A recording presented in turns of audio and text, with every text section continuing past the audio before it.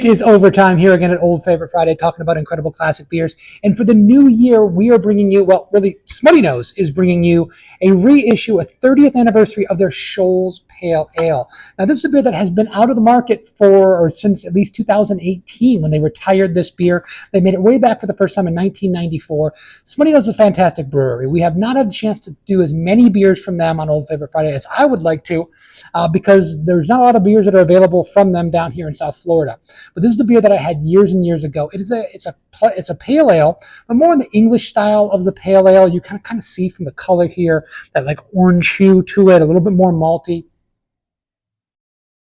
And a beer that I find fantastic. But I love that they are reissuing this beer for the 30th anniversary. I love seeing breweries go back to some of their classic beers that maybe fell out of favor because the market changed so much. I mean, if you look at the way that pale ales have been presented in the United States for the last 10 years or so, it's all hop driven, as hop forward. They're not working on malts as much. They're basically just baby IPAs, oftentimes with high bitterness. And nowadays, even pale ales are, kind of like baby East Coast hazy IPAs are very popular. But this is really going in a different direction. It's malt forward, has a caramel malt flavor to it, a little bit of toffee, but balanced out by the classic kind of West Coast style hops. So you have the citrus in here with that kind of orange marmalade, a little bit of a lemon zest. Then you have like the pine and the resinous aspects of it. So it's a really, really well-balanced beer. And I adore malt-driven hoppy beers. It's one of the reasons why I love beers like Maharaja from Avery from back in the day, because they were able to do that West Coast IPA style with a big malty kind of flavor.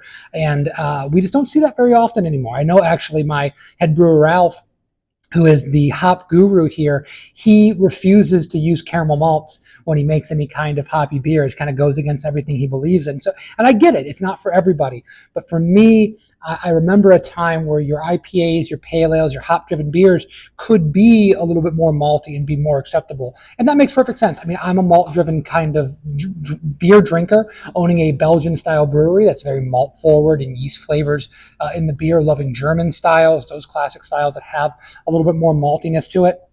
And I just think this is just fantastic. If you are a fan of Smuttynose and you have a chance to pick this beer up, I highly recommend take a little walk down memory lane. Another thing I highly recommend for them, and I'm hoping Smuttynose continues to do this, if you go on their website, they have a whole list of retired beers on one of the pages. I can't direct you to it directly, but I'm sure you can find it, where they just show a bunch of old labels, and the classic beers are wheat wine. They did a Scotch ale or a wheat heavy that was fantastic.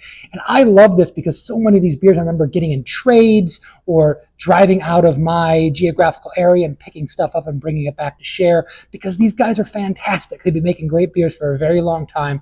I'm always excited to see reissues of beers that they're obviously passionate about, but the market, for whatever reason, fell out of favor with. I would love to see you guys rediscover this beer. I was lucky enough, I was walking through Total Wine & More and just randomly saw it on the shelf, kind of hidden behind some stuff. And because it's in a very different package than the last time I saw it, and Smuttynose in general in cans is something I wasn't as familiar with, almost passed it up. But fantastic beer. Because it's more malt driven and probably a little more balanced as far as the pale ale goes, more of that English style, it also pairs really well with food, and possibly pairs better than your classic kind of West Coast style pale ale. So this can go a little bit, because it has a little more body to it, a little more richness. I can see this going more with kind of like a heavier barbecue sauce, something like if you're doing like a pulled pork sandwich with kind of like a sweet and tangy barbecue sauce, that can match up power for power while delivering some of those hop flavors, resinous flavors that go well to balance out that kind of dish.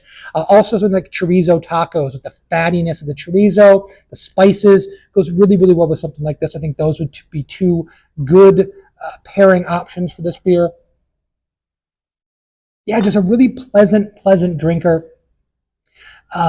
I just like this beer a lot. I have a lot of nostalgia towards this brewer. I have a lot of nostalgia towards this beer. I'm really, really happy that they did this. I hope more breweries, not just Smuttynose, other people do this. Go into your archive, find some of your classic beers that were so fantastic and that through no fault of their own kind of fell out of favor. That's what Old Favorite Friday is all about. Guys, thank you very much for joining us. Please poke around the channel, look at other videos about other great classic beers. Please keep telling us what we should be drinking, what you're drinking maybe for Old Favorite Friday, and hopefully we'll feature some coming up soon in 2025.